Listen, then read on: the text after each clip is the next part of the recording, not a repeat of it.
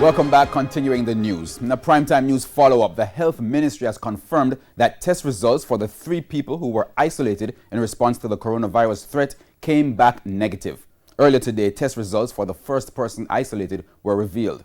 Late this evening, the results of the other 2 people were made public. TVJ Shamela Pullen has this update.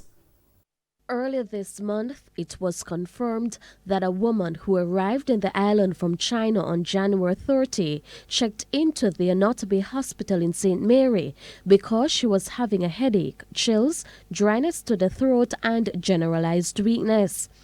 Because of the woman's symptoms, Health Minister Dr. Christopher Tufton says she was placed in isolation for further investigation. Samples were sent overseas for testing. However, on Wednesday, the results came back negative. Test results have returned from Carfa in Trinidad, and that is negative, and we're happy to hear that. That person should have been released now. There are 2 others in quarantine. One came in last evening on a flight and had a high elevated temperature. That person is being housed at the National Chest Hospital. Both samples for the 2 persons have been sent to Carfa, and we expect to get the results of those tests, if not later on today, certainly tomorrow. In addition, over 100 persons have been placed in quarantine.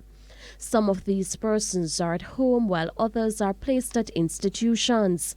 Several people have been refused entry into the country in light of the virus threat. Dr. Tufton says the Health Ministry is now looking to expand the quarantine facilities. We know that some citizens have issues in terms of where these facilities are located.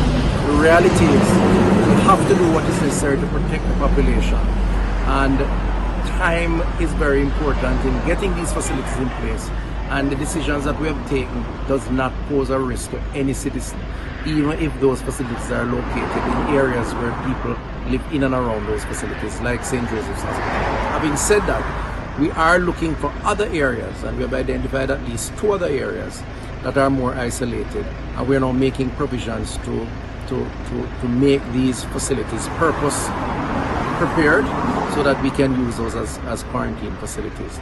The Health Minister says the general approach has been working despite concerns from some citizens about where quarantine facilities are located. So he's again reassuring Jamaicans that the approach taken will not put them at risk. We will continue the public education program. We will continue to monitor what the WHO is saying, how the disease or the virus is spreading, where it is spreading to.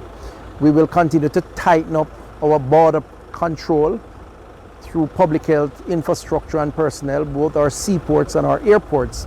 And we ask the public to cooperate with us. If they have any information, give us the information so we can continue to be proactive.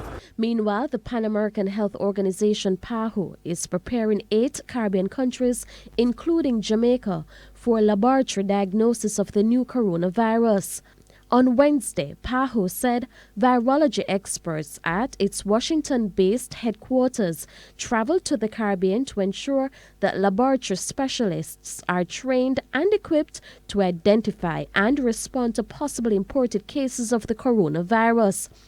PAHO says training in the Caribbean began in Suriname, followed by Barbados and Haiti, and will continue this week in Jamaica, Belize, and Dominica. The organization says experts will travel to the Bahamas and Guyana next week. Shamela Pullen, TVJ News.